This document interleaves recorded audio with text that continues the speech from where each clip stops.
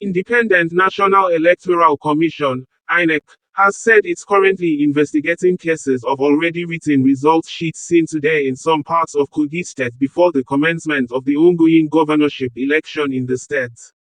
INEC via its official X handle said their attention have been drawn to cases of already filled result sheets in some polling units in Kogi State and the commission viewed the situation seriously.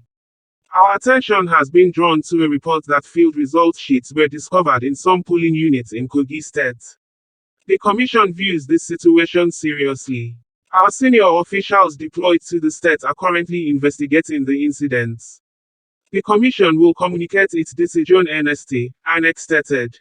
It would be recalled that the INEC chairman, Professor Mahmood Yakubu, had earlier on Friday in a message titled, Chairman's Message on the Off-Cycle Governorship Elections, Saturday the 11th of November 2023, stated that INEC is not a political party. The INEC chairman's statement reads in quotes, in less than 48 hours, 5,169,692 Nigerians who collected their permanent voters' cards (PVCs) are expected to vote in off-cycle governorship elections. This is the first time in our history that these elections are held on the same day and across three geopolitical zones of the country: North Central, Kogi, Southeast Imo, and South-South Bayelsa.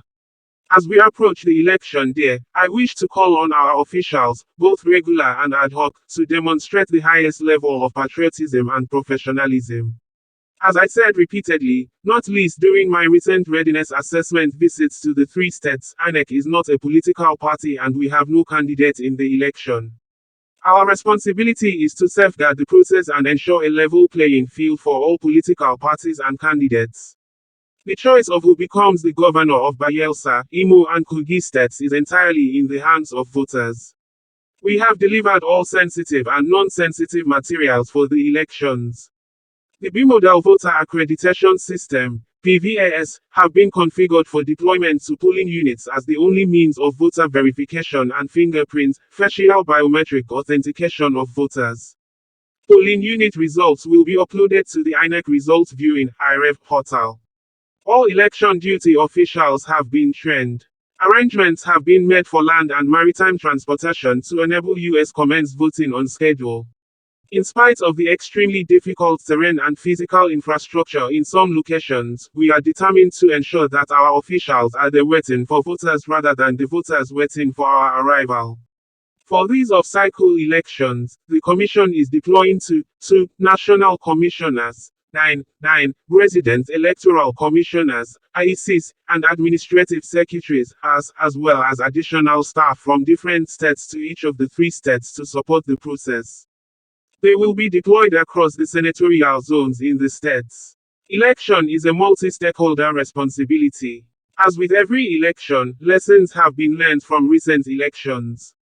We will continue to ensure free, fair and credible and inclusive elections, but INEC cannot do it alone.